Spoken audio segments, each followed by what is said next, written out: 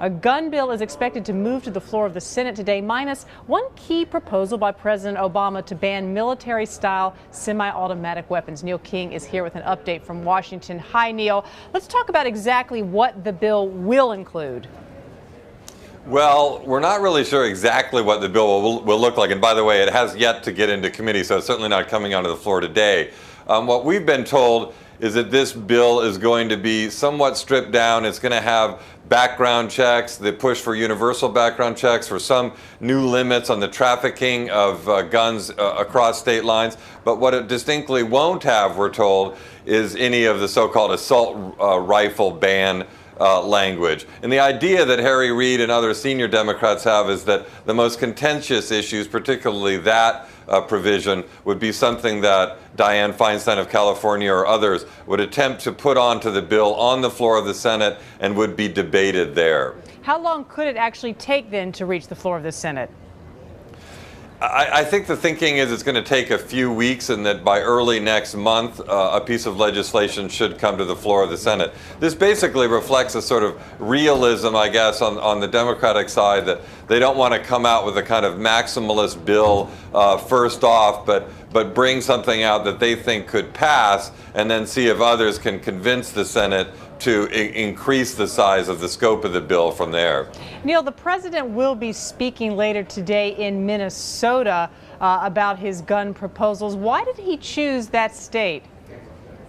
You know, it's interesting because they haven't been all that clear on exactly why they've chosen Minnesota. It seems, looking at it, that he's decided to go to a state where there's a high number of hunters, a large percentage of people who have hunting licenses and use guns for those purposes, but is also a state that has been mulling a lot of different ways to go after gun control, and cities like St. Paul that have some of the more interesting and more kind of complete gun registration rules and gun background check rules. So I think that's mainly the reason, but they haven't amplified that for us. Interesting. A lot of this about perception. Speaking of perception, the White House releasing this photo of President Obama, I think from back in August, of him skeet shooting at Camp David. What has been the reaction on both sides of the fence about this photo?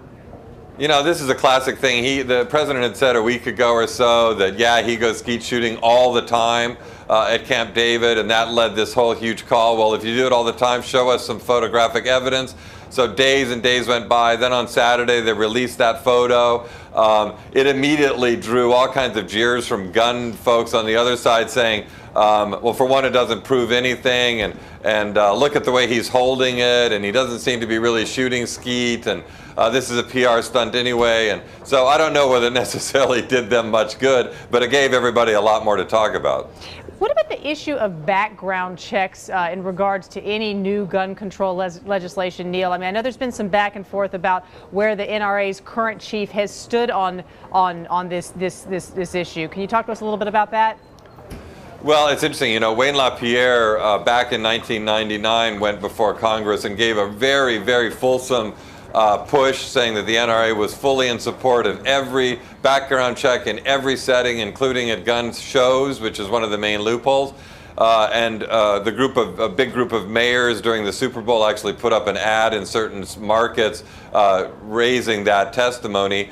Now the NRA has come out completely against any push for increased background checks, saying it would only lead to possible government confiscation of people's guns, etc. So they've done a real about-face on that front, though I think it is one of the things that is most likely to get through Congress, if anything gets through on the gun front. All right, Neil King, thanks so much for that. And we'll have more on WSJ Live with President Obama's speech in Minnesota later this afternoon.